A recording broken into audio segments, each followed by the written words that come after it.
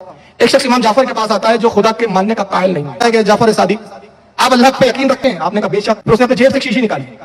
کہا پھر آپ کا پروردگار جب ساری کائنات کو چلا رہا ہے، اتنا طاقتور ہے، اتنا قوی ہے، تو وہ ہر چیز پر قادر بھی ہوا. کہا بے شک وہ قادر ہے، قرآن میں وہ خود فرماتا ہے ان اللہ علی کل شیء قدیر. اور تو شیشی نکالی اور کہا کہ جعفر صادق بتائیے کہ اللہ اس پر قادر ہے کہ یہ آسمانوں کو، ساتوں آسمانوں کو اس شیشی کے اندر ڈال دے؟ تو یقیناً ہم مسلمان ہیں تو ہم یہی کہیں گے ہاں اللہ قادر ہے. لیکن اب سوال میں جب پیچیدگی آئی تو ہمارا علم دم توڑ دیا. آپ نے کہا بے شک اگر آپ قادر ہے کہ آسمانوں کو اس شیشے میں ڈال دے. کہا جعفر صادق کہ اللہ اس پر بھی قادر ہے کہ آسمان شیشے میں ڈالے، مگر شیشی بڑی نہیں ہونی چاہیے اور آسمان چھوٹے نہیں ہونے چاہیے. بتائیے اس کا جواب دینا آسان ہے؟ آپ نے کہا بے شک. کہ جعفر میں اللہ پہ یقین نہیں رکھتا، مجھے وہ دلیل دیجیے جو میری سمجھ میں آئے.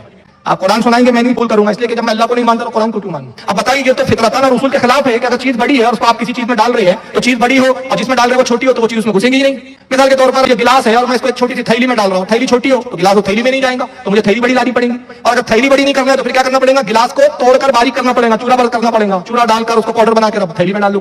تو کہتا ہے کہ نہیں، یہ گلاس بھی گویا ٹوٹنا نہیں چاہیے، تھیلی بڑی بھی نہیں ہونا چاہیے، نہ شیشی بڑی ہو نہ آسمان چھوٹا ہو. امام جعفر نے مسکرا کہا بے شک میرا رب قادر ہے.